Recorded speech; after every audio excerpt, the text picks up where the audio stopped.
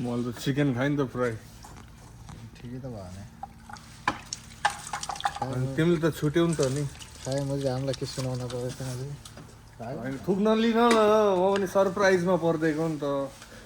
दही तरकारी दाल भात हानेर केटाहरूले एक पोका लिएर अगाडि राखे। ओ हेर महाकसम बाहुन हे रे, कानमा के हो त्यो स्याल हालेको वाला भिडियो हेरेछौ कि नै? होइन थुक नलिन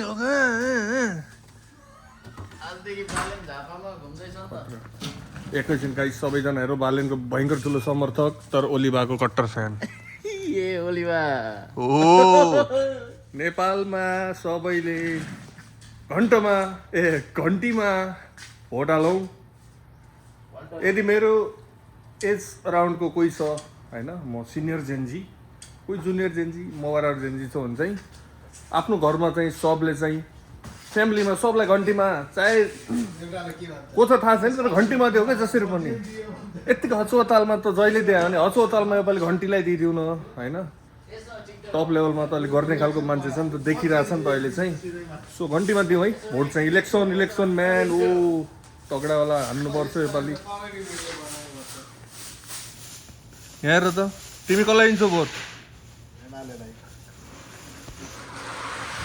भाइ अहिले तिमीलाई त अहिले यस्तो पेल्छु नि मैले काममा, एमालेलाई भोट दिने भन्यो नि तिमीले। लास्ट पेल्छु आज तिमीलाई मैले माया। हेर लेबर एमालेलाई भोट दिने चिन्निहाल्छन् क्या।